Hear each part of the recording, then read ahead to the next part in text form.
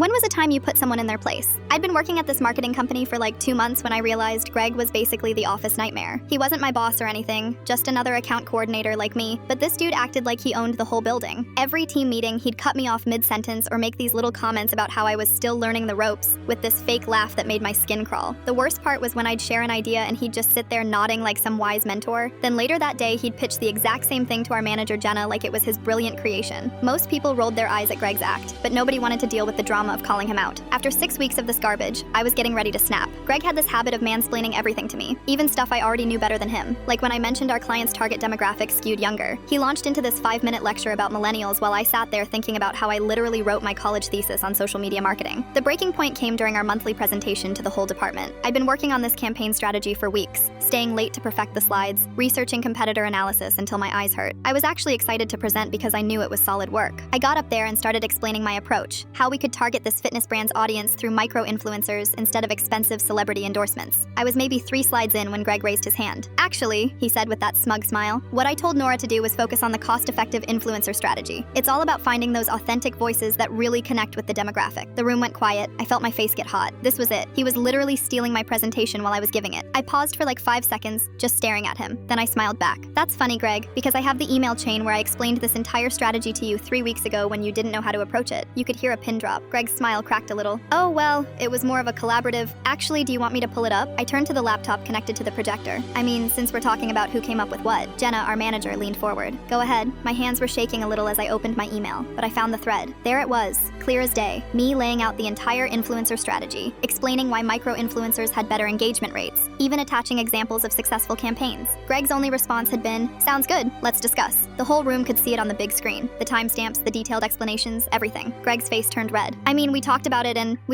after I sent you this email explaining it, I said. My voice was steady now. Teamwork is great, but taking credit for someone else's work? That's not teamwork. That's just stealing. A couple people actually chuckled under their breath. Kevin from sales was trying not to smile. Even our normally serious director looked amused. Jenna cleared her throat. Greg, we'll discuss this after the meeting. Greg didn't say another word for the rest of my presentation. Just sat there looking like he wanted to disappear into his chair. Afterward, I got like 7 Slack messages from coworkers thanking me for finally standing up to him. Apparently, he'd been pulling similar stuff with other people too, but nobody wanted to make waves. For the next few weeks, Greg basically avoided me completely. No more interrupting in meetings, no more helpful suggestions about my work. When we did interact, he was weirdly polite, like he was afraid I'd embarrass him again. But here's the best part. 2 weeks later, Jenna called me into her office. She made me the lead on our biggest client's next campaign. And guess who was assigned to work under my direction? Greg. The first time I had to give him feedback on his work, I could see him fighting the urge to argue, but he just nodded and said, I'll revise that section. It was beautiful. He never tried to steal credit from me again. Actually, he barely spoke up in meetings at all anymore.